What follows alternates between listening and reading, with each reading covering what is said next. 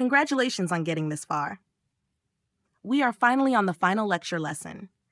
Now, let us dive into something really important when it comes to creating art for social change: the ethical challenges. Art has incredible power to inspire, but when you're dealing with sensitive topics, there's a lot to consider. Let's talk through those challenges and how we can navigate them with care using some real examples along the way. Let's start with representation and voice. When you create art about social issues, especially those affecting communities you're not a part of, it's critical to be thoughtful about representation. The last thing you want is to use someone's story for the sake of your art without a proper insight. The story should come from a place of empathy and understanding, not as a tool to make your art more dramatic. Be truthful with yourself to see if you are the right person to tell the story. We have to think, when are we supporting and when are we unintentionally speaking over? Another one to consider is controversy. One of the most complex ethical challenges is dealing with the politicization of your work, especially when addressing sensitive topics.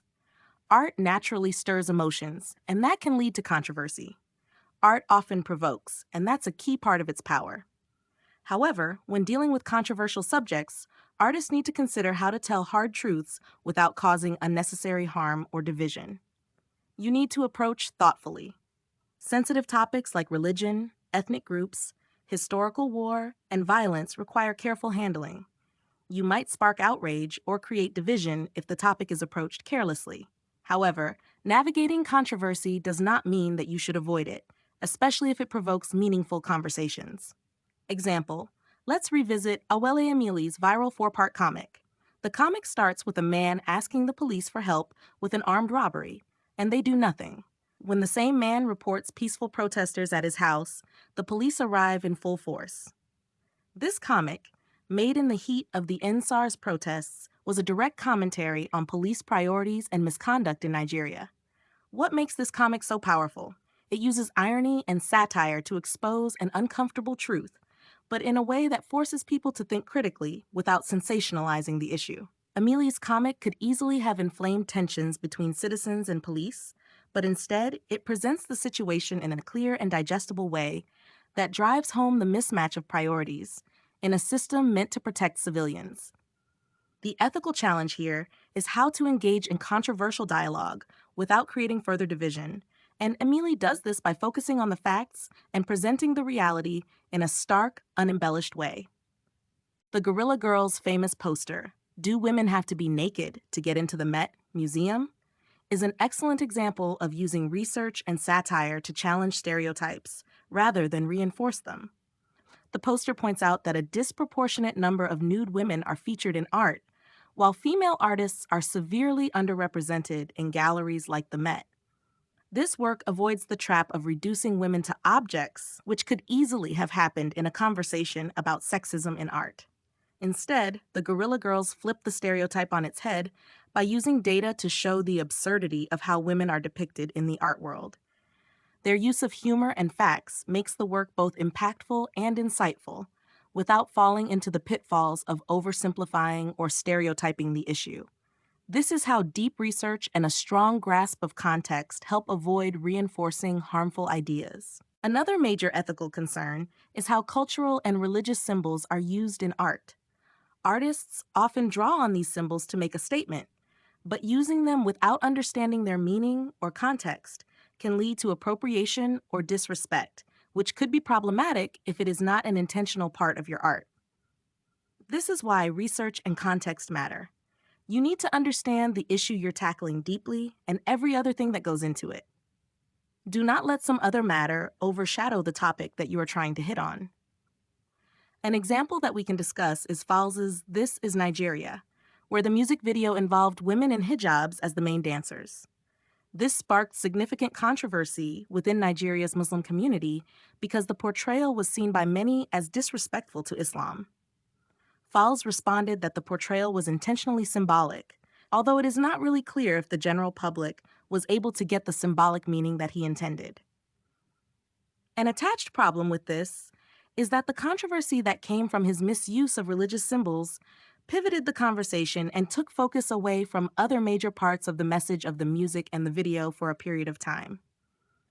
Let's look at another example, which is on the flip side.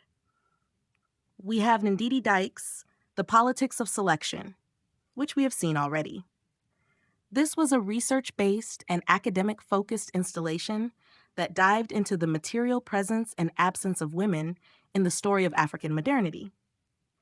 Dykes' work critiques how the narrative of African modernism has often been dominated by men and has left the contributions of women artists underexplored and underappreciated. What's particularly interesting here is how Dyke uses the 20 naira note, which is a familiar symbol that should be respected.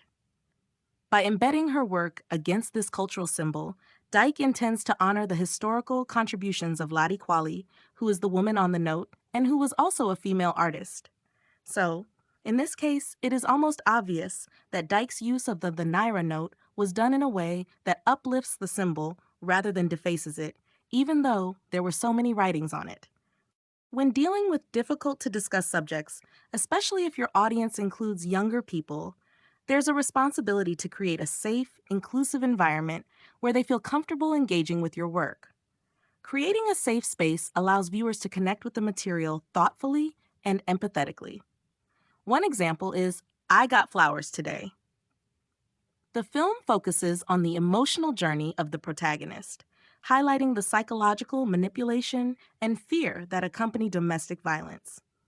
By emphasizing the internal struggles rather than graphic violence, it allows viewers to empathize without feeling re-traumatized. Also, the narrative is personal and intimate, making it easier for audiences to connect with the character's experience. This connection fosters empathy and understanding, encouraging viewers to reflect on the realities of domestic abuse in a compassionate way. Another example is UNICEF's Unfairy Tales, where the use of animation softens the harshness of the subject matter, making it more approachable for younger audiences while still conveying the gravity of the situation. This allows a broader audience to engage with the content without being overwhelmed by its intensity. As an artist, you want to express yourself freely, but when addressing social issues, there's a balance between your creative vision and the responsibility you have to your audience and the communities you're representing. You have the right to push boundaries, but it's crucial to reflect on the potential consequences of your work. Sometimes, controversy may be necessary to spark dialogue, but other times, it can cause harm or create further misunderstanding. We can return to Falz and This Is Nigeria to help us think about this. He was very confrontational in how he depicted the realities faced by Nigerians, even though it portrayed the leaders and government in a negative light. Still, he did this effectively by exercising his right to express himself freely and by pushing boundaries while still remaining rooted in social responsibility. Although, as we touched on earlier, there is no fine line because his choice in some parts of his video led to controversies. Creating art for social change is an incredible opportunity to make an impact, but it comes with its own set of ethical challenges. Whether you're dealing with representation, cultural appropriation, or potentially controversial subjects, navigating these issues thoughtfully is key. By doing your research, engaging with diverse voices, and handling sensitive topics with care, you can create work that is not only powerful, but also responsible. Remember, your art can move people. It can make them think, reflect, and act. But with that power comes the responsibility to tell stories in a way that respects the people and issues you're highlighting.